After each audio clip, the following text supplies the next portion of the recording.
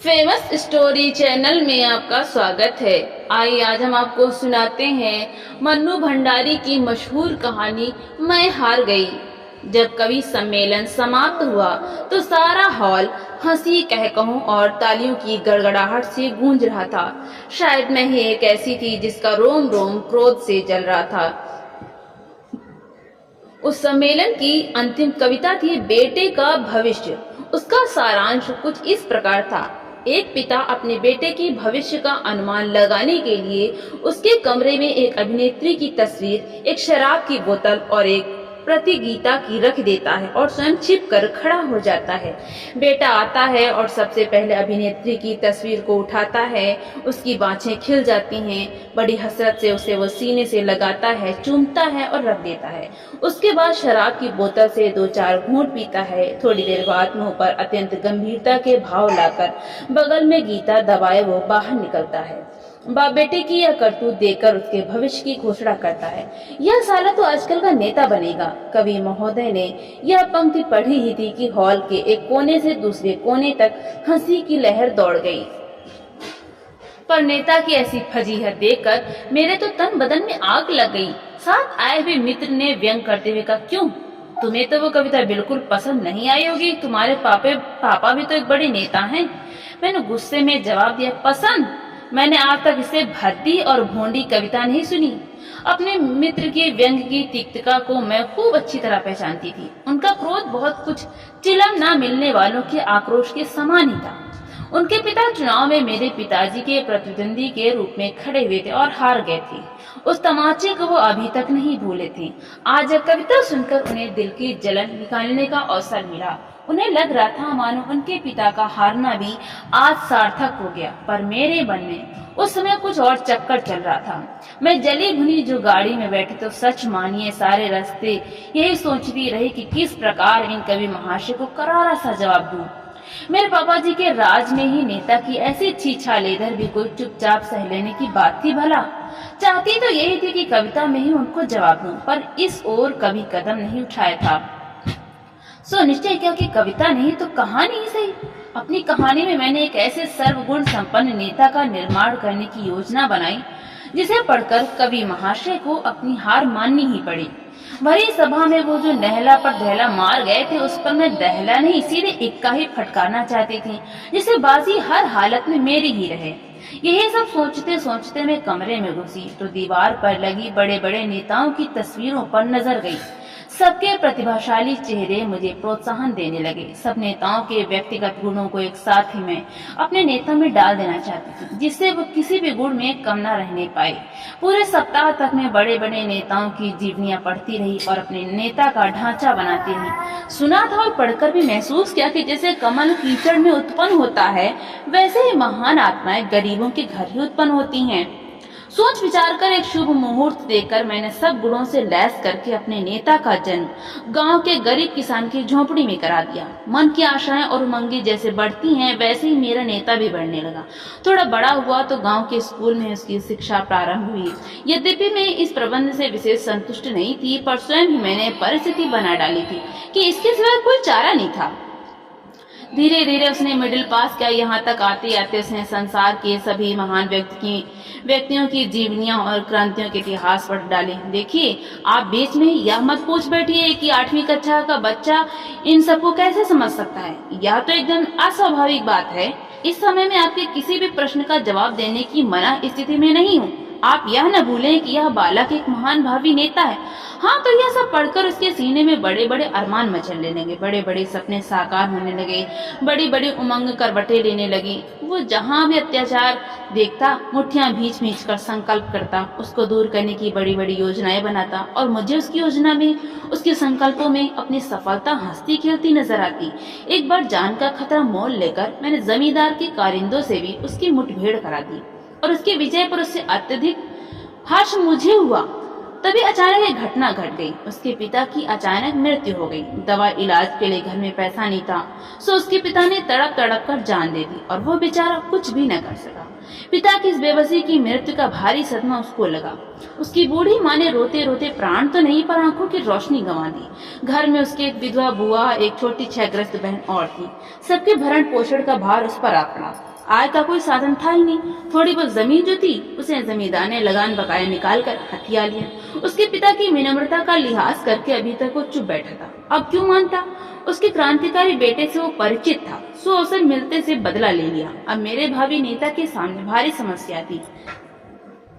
वो सलाह लेने के लिए मेरे पास आया। मैंने कहा, अब समय आ गया है, तुम घर बार और रोटी की चिंता छोड़कर देश सेवा के कार्य में लग जाओ। तुम्हें देश का नवनिर्माण करना है, शोषितों की आवाज को बुलंद करके देश में वर्गीय समाज की स्थापना करनी है। तुम सब कुछ बड़ी सफलता पूर्वक कर सकोगे, क्योंकि मैंने तुम्हें सब आवश्यक गुण भर दिए हैं। उसने बहुत ही बुझे स्वर में कहा, यह तो सब ठीक है, पर मेरी अंधी माँ और बीमार बहन का क्या होगा? मुझे देश प्यारा है, पर ये लोग भी कम प्यारे नहीं।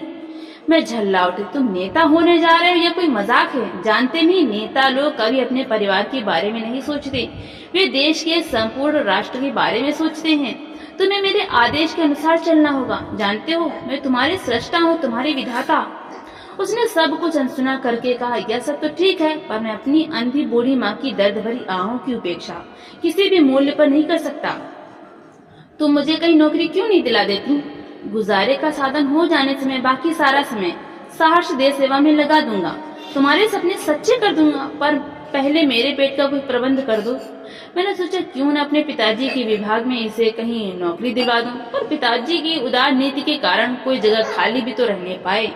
देखा तो सब जगह भरी हुई थी। कहीं मेरे चचेरे भाई विराजमान थे तो कहीं फुफेरे। मतलब यह है कि मैं उसके लिए कोई प्रबंध ना कर सकी। उसका मुंह तो चीर दिया, पर उसके भरने का प्रबंध ना कर सकी। हार कर उसने मजदूरी करना शुरू कर दिया। जमींदार की नई हवेली बन रही थी, वो उसे में ईंटें ढोने का काम करने लगा। जैसे जैसे वो सिर पर ईंट उठाता, उसके अरमान नीचे को धसकते जाते। मैंने लाख उसे यह काम ना करने के लिए कहा, पर वो अपनी माँ बहन की आड़ लेकर मुझे निरुत्तर कर देता। मुझे उस पर कम क्रोध नहीं था, फिर भी मुझे भरोसा था, क्योंकि बड़ी बड़ी प्रतिभाओं और गुणों को मैंने उसकी घुट्टी में पिला दिया था। हर परिस्थिति में अपना रंग दिखलाएंगे, यह सोचकर ही मैंने उसे उसके भाग्य पर छोड़ दिया और तटस्थ दर्शक की भांति उसकी प्रत्येक गतिविधि का निरीक्षण करने लगी। उसकी बीमार बहन की हालत बेहद खराब हो गई। वो उसे बहुत प्यार करता था। उसने एक दिन काम से छुट्टी ली और शहर गया, उसके इलाज के प्रबंध की तलाश में। घूम फिरकर एक बात उसकी समझ में आई कि काफी रुपया हो तो उसकी बहन बच सकती है। रास्ते पर उसकी रुग्ण बहन के करुण चीत्कार उसके हृदय को बेधते रहे। बार बार जैसे उसकी बहन चिल्ला चिल्ला कर कह रही थी, भैया मुझे बचा लो, कहीं से भी रुपए का प्रबंध करके मुझे बचा लो भैया, मैं मरना नहीं चाहती।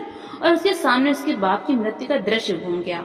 गुस्से से उसकी नसें तम गई। वो गांव आया और वहां के जितने भी संपन्न लोग थे सबसे कर्ज मांगा, मिन्नतें की, हाथ जोड़े, पर निराशा के अतिरिक्त उसे कुछ नहीं मिला।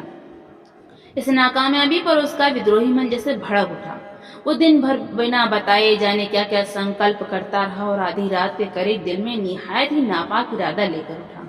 मैं कांप गई। वो चोरी करने जा रहा था। मेरे बनाए नेता का ऐसा पतन, वो चोरी करे, छी छी।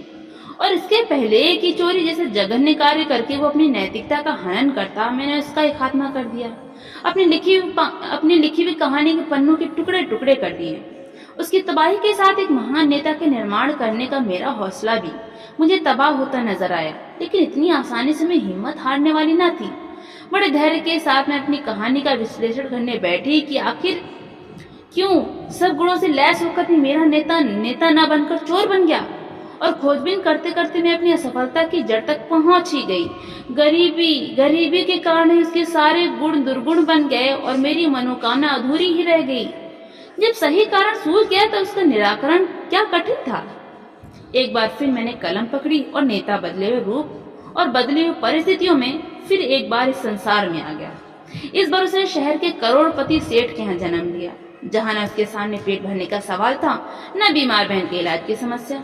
असीम लाड़ प्यार और धन वैभव के बीच वो पलने लगा। बढ़िया से बढ़िया स्कूल में उसे शिक्षा दी गई। उसकी अलौकिक प्रतिभा देखकर सब चकित रह जाती। वो अत्याचार होते देखकर तिल मिला जाता, जोशीले भाषण देता, गांव में जाकर वो बच्चों को पढ़ाता। गरीबों के प्रति उसका दिल दया से लबालब भरा रहता। अमीर होकर भी वो सादगी से जीवन बिताता। सारांश है कि महान नेता बनने के सभी शुभ लक्षण उसमें नजर आए। कदम कदम पर वो मेरी सलाह लेता और मैंने भी उसके भावी जीवन का नक्शा उसके दिमाग में पूरी तरह उतार दिया था, जिसे वो कभी भी पथ भ्रष्ट न होने पाए। मैट्रिक पास करके वो कॉलेज गया, जिस कॉलेज में एक समय में केवल राजाओं के पुत्र ही पढ़ा करते थे, और आज भी जहाँ रईसी का वातावरण था, उसी कॉलेज में उसके पिता ने उसे भर्ती कराया। लेकिन मेरी सारी सावधानी के बावजूद उन रईसजादों की सोहबत अपना रंग दिखाए बिना न रही। वो अब जरा आराम तलब हो गया। मेरे सलाह मशवरों की अब उसे उतनी चिंता न रही। घंटों अब वो कॉफी हाउस में रहने लगा। एक दिन तो मैंने उसे हाउजी खेलते देखा। मेरा दिल धक से कर गया। जुआ, हाय राम, यह क्या हो गया। मैं संभल कर कुर्सी पर बैठ गई और कलम को कसकर पकड़ लिया। कलम को जोर से पकड़कर ही मुझे लगा मानो मैंने उसकी नकेल को कसकर पकड़ लिया, पर उसके तो जैसे पर निकल आए थे। जुआ इसके नैतिक पतन की अंतिम सीमा न रही। कुछ दिनों बाद ही मैंने उसे शराब पीते भी देखा। मेरा क्रोध सीमा से बाहर जा चुका था। मैंने उसे अपने पास बुलाया। अपने क्रोध पर जैसे तैसे काबू रखते हुए मैंने उससे पूछा, जानते हो मैंने तुम्हें किस लिए बनाया है। वो भी मानो मेरा सामना करने के लिए पूरी तरह तैयार होकर आया था। बोला, अपने स्वार्थ की पूर्ति के लिए, अपनी इच्छा पूरी करने के लिए तुमने मुझे बनाया है, पर यह जरूरी नहीं कि तुम्हारी इच्छा अनुसार ही चलूं। मेरा अपना अस्तित्व भी है, मेरे अपने विचार भी हैं। मैं चिल्ला उठी, जानते हो तुम किससे बातें कर रहे हो। मैं तुम्हारी सृष्टा हूँ, तुम्हारी निर्माता। मेरी इच्छा से बाहर तुम्हारा कोई स्वतंत्र अस्तित्व नहीं। वो हंस पड़ा, रे तुमने तो मुझे अपनी कलम से पैदा किया है। मेरे इन दोस्तों को देखो, इनकी अम्माओं ने तो इन्हें अपने जिस्म से पैदा किए हैं, फिर भी इनके निजी जीवन में इतना हस्तक्षेप नहीं करती जितना तुम करती हो। तुमने तो मेरी नाक में दम कर रखा है, ऐसा मत करो वैसा मत करो, मानो मैं आदमी नहीं काट का उल्लू हूँ। सो बाबा, ऐसी नेता के लिए मुझसे निभाए न निभेगी। या उम्र दुनिया की रंगीनी और घर की अमीरी, बिना लुत्फ उठाए यूं ही जवानी क्यों बर्बाद की जाए। यह करके क्या नेता नहीं बना जा सकता।